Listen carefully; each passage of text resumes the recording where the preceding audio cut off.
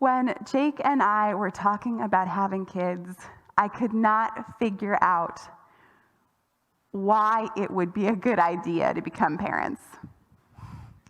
We would talk to our friends who had become parents and we would ask them how it was going. And they would go on and on about sleep deprivation and diaper explosions and the constant vigilance it took to keep their kids safe from hazards that were as ever-present as electrical outlets and cat food. And then they would end the conversation by being like, "Oh, it's so great." And I was like, which part of that is great? Parenthood and caretaking are made up of things that are not usually considered fun. They mostly consist of tasks that are hard and unpleasant, whether it is waking up at some ridiculous time of the night or morning, or in my case, multiple ridiculous times last night, or whether it's wiping someone else's bottom, or whether it's being constantly interrupted in almost anything that you try to do. You have to be always, and I mean always, on guard against disaster. Your perfectly safe kitchen, once you have kids, becomes a maze of things to choke on or things that could fall on tiny, curious hands that belong to a creature that has no concept of cause or effect or gravity.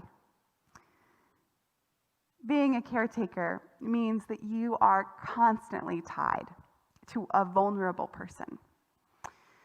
And even when your children get older, your time is not your own, your person is not your own, your home is not your own, your heart is not your own anymore. But despite the fact that parenthood and caretaking is made up of unpleasant tasks and lots of stressors, it is great. And that is because you end up loving your child more than you could ever have imagined before you had them. And that was the missing piece. That was the missing piece that I didn't understand before I was a parent. Love changes the equation. When you love someone, you can do things for them that are hard or unpleasant, and you can do them happily and joyfully. You can enjoy things as gross and as unpleasant as changing a poopy diaper at 3 o'clock in the morning. And you don't need to be a parent to know this. Everyone here has done something at their own expense for someone else, whether that is one of our own parents, a friend, a partner, even a pet. We know that we can do things out of love that we could never, ever do otherwise. Our scripture reading this morning reminds us that Christ commands us to care for one another. And the Mother's Day Hallmark cards that are going to be floating around today, they never seem to mention this. But caring for one another, even caring for our own selves, is incredibly difficult work.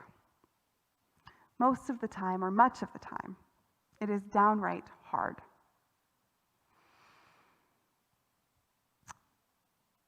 And this caring for each other, it is not limited to parenthood. In fact, we are right in the thick of it here at the church. This year has asked us for ongoing involuntary sacrifices from everyone in this community in order to care for the greater good. and those around us. I will give you an example. It's a good example because it's right on your face. Right now, some percentage of the people worshiping here are vaccinated. And those of us who are vaccinated could take our masks off and we could stand right next to each other, shoulder to shoulder, and we could sing. Doesn't that sound great? It does, right? But that would mean, if we did that the people in our community who are not yet vaccinated or who need to be extra careful, like our elders or our parents of young children or people who have high-risk conditions, it would mean that they would not be safe, they would not feel safe to worship here with us. And we, as a community, don't get to make these choices only for ourselves, because we are commanded to care for one another. Like walking with a toddler or trying to get a teenager into the car on time, caring for one another means that we do not go at the pace that would be perfect for ourselves, but that we put our own needs second to those who need special care and consideration. The project of being a Christian, or God help us, a Christian church, it has never been an easy one. And honestly, it can be hard, just like parenthood. It can be hard to describe why being a Christian is so good to people who have never experienced it. I don't know if you all have ever tried this with any of your friends who don't come to church.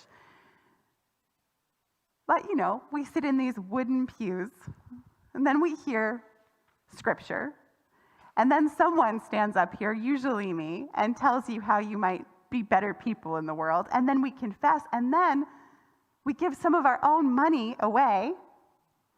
When I try to describe it to my friends, they're like, "This is what you guys skip brunch for?" Which part of that is fun? But even though Christianity and church is made up of a lot of things that are hard to do, it is great. And that is because there's a secret to it. And that is that it is grounded in love. And love changes the equation. When we love each other, and when we love ourselves or work on loving each other and work on loving ourselves, we can do hard things.